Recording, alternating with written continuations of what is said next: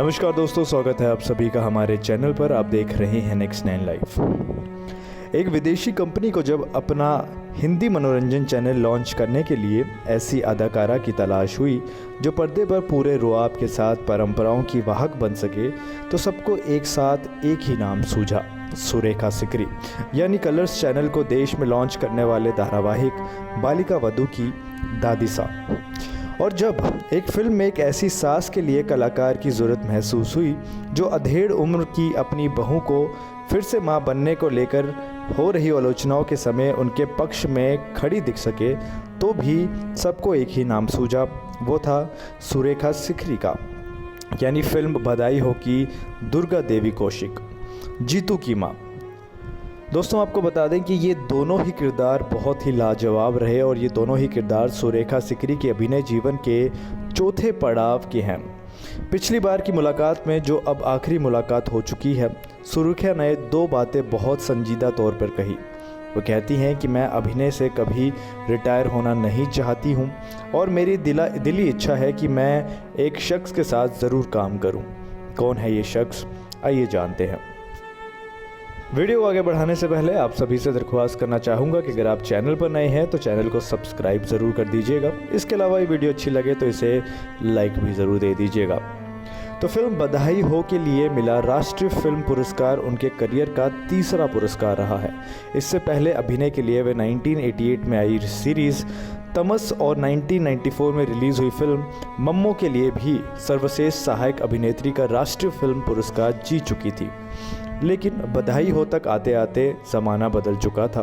Twitter, Facebook और TV news चैनलों पर अपने बारे में इतना सब कुछ देखने के बाद सुरेखा के चेहरे पर उस दिन एक अलग ही तेज था। कहने लगी कि 40 साल हो गए मुझे अभिनय करते करते, लेकिन लोगों को या कहे कि नई पीढ़ी को अब जाकर मेरा पता चला है। खैर, मुझे इनका गिला नहीं है। जब भी जो भी काम मैंने किया अपने दिल को सुकून के देते हुए किया और अपने सभी काम पर मैंने गर्व किया। इनाम मिलते हैं तो खुशी ज़रूर होती है, मुझे और भी खुशी होती अगर मैं अपने पैरों पर खड़े होकर ये पुरस्कार ले पाती।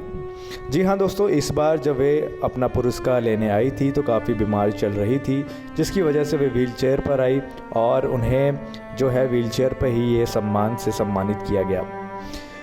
3 साल पहले सुरेखा सिकरी एक टीवी सीरीज़ शूटिंग के लिए महाबलेश्वर गई थी और वहीं नहाते समय वे बाथरूम में फिसल कर गिर गई। सिर पर चोट लग गई थी, इलाज में देरी हो गई और वे लंबे समय तक अस्पताल में भर्ती भी रही थी। खबर उड़ी कि उनकी आर्थिक हालात भी ठीक नहीं चल रहे हैं। ये बात उनको पता चली तो उन्होंने इस पर सख्त एतराज़ भी जताया। बेचारगी उनको कभी भी गवारा नहीं थी और वो कभी भी उन्हें अच्छी नहीं लगती थी। राष्ट्रीय नाट्य विद्यालय से निकलने के बाद उन्होंने दिल्ली में खूब थिएटर किया हुआ है। मुंबई आने के बाद भी उनका रंगमंच से लगाव बना रहा था। हालांकि अभिनय के बजाय उनकी मंशा जीवन में एक पत्रकार बनने की ज़्यादा रही है। ये उन दिनों की बात है जब सुरेखा अलीगढ़ में पढ़ा करती थी। कॉलेज में राष्ट्रीय नाट्य विद्यालय की टोली में हिस्सा हुआ करती थी। किंग लीवर नाटक हुआ और सुरेखा की बहन ने ठान लिया कि उन्हें अभिनेत्री बनना है। लेकिन बाद में उनका मन बदल गया और घर वालों की सहमति से सुरेखा सिकरी ने कॉलेज में बंटे NHD के फॉर्म हासिल कर एक फॉर्म में अपना नाम भर दिया। ऑडिशन हुए, इंटरव्यू हुआ, ऑडिशन इंटरव्यू सब में अव्वल नंबर। 1968 में सुरेखा सिकरी अलीगढ़ से दिल्ली आ गई अभिनय को सीखने के लिए। तब से वे लगातार अभिनय करती रही हैं। हादसे के बाद जब वे अस्पताल से घर लौटी तो भी उनके पास फिल्मों के प्रस्ताव आ रहे थे। इसमें से 2 खास प्रस्ताव वो जिक्र करते हुए बताती हैं। इसमें से एक था हैंडीकैप बच्चों के अभिभावक का रोल और दूसरा था बीते ज़माने की एक काल्पनिक अभिनेत्री नाजिया का रोल। सुरेखा नाजिया का रोल बहुत मन से करना चाहती थी। स्क्रिप्ट भी उन्हें बहुत पसंद आई थी। पूरी बातचीत के दौरान इसी एक जिक्र पर सुरेखा मायूस दिखी। कहने लगी, निर्देशकों को अब मुझ पर भरोसा नहीं रहा। गलती उनकी भी नहीं है। मेरे हाथ पैर ही मेरा कहना नहीं मानते तो दूसरों को दोष क्या देना। उनको लगता होगा कि जैसे वे चाहते हैं वैसा मैं शायद अब ना दे सकूं। सुरेखा सिकरी ने पर्दे पर मजबूत महिलाओं के किरदारों को एक अलग रंग देने की शुरुआत जो की थी वो सियासत वो विरासत इस दिनों नीना गुप्ता निभा रही हैं। नीना की बात चलने पर सुरेखा ने कहा था कि नीना बहुत जीवित वाली महिला रही हैं। उन्होंने अपना जीवन अपने हिसाब से ही जिया है। हो सकता है उसमें उनके मन की भले बहुत ना हुई हो, लेकिन वे जितने साल जितने महीने माँ उनके रही हैं अपने हिसाब से ही रही हैं। उतना जी पाना भी सबको कहाँ हासिल हो पाता है। सुरेखा सिकरी को फिल्मों में पहला मौका इमरजेंसी पर बनी फिल्म किस्सा कुर्सी का में मिला था। सलीम लंगड़े पे मत रो में अमीना का किरदार लोग कभी नहीं भूल पाए और मम्मो में फयाजी बनकर उन्होंने जग जीत लिया था। कमर्शियल सिनेमा में उन्हें निर्देशक जॉन मैथ्यू लेकर आए फिल्म सरफरोश में, जिनमें वे सुल्तान की मां बनी थी। फिर सन्नी देओल के साथ वे दिल लगी में भी दिखी थी। उसके बाद तो अगले 2 दशक तक वो लगातार फिल्मों में नज़र आती रही। कई सारे प्रोजेक्ट्स में उन्होंने काम किया, लोगों ने भी उन्हें खूब प्यार दिया। सुरेखा सिकरी को लोगों ने बीते साल के पहले दिन या कहें कि रात में सीरीज़ रिलीज़ हुई फिल्म गोस्ट स्टोरीज़ में आखिरी बार पर्दे पर देखा था। इस फिल्म में वो एक बीमार महिला के तौर पर नज़र आई थी, जिसकी तीमारदारी जानवी कपूर का किरदार करती थी। बिस्तर पर लेटे लेटे किए गए इस किरदार को भी सुरेखा ने बहुत संजीदगी से निभाया है। उनके इस किरदार को लोगों ने खूब पसंद किया गया।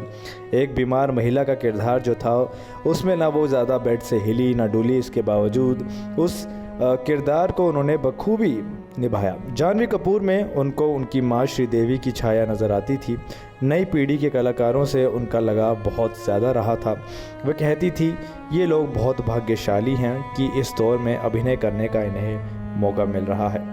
लेकिन दोस्तों, सुरेखा ने एक मन की बात ज़रूर कही थी। सुरेखा ने बताया था कि किस शख्स के साथ वे काम करना पसंद करती और उनकी इच्छा रह गई कि वे इस शख्स के साथ काम करें। दरअसल ये शख्स कोई और नहीं बल्कि बॉलीवुड के बिग बी यानी अमिताभ बच्चन है। जी हाँ, अमिताभ बच्चन से उनका काम करने का मन था उनके साथ और इस चीज़ की इच्छा उन्होंने कई बार जाहिर भी की, पर खैर ये इच्छा तो पूरी नहीं हो पाई। इसके बावजूद सुरेखा ने कई ऐसे रोल किए हैं और ऐसे परफॉर्मेंस दी है जो उनके जाने के बाद भी लोगों के जहन में ज़िंदा रहने वाली है। हम उनकी आत्मा को शांति मिले ऐसी कामना करेंगे। इसी विचार के साथ आज की इस वीडियो को अंत करूंगा। मिलूंगा आपसे अगली बार, तब तक के लिए नमस्कार।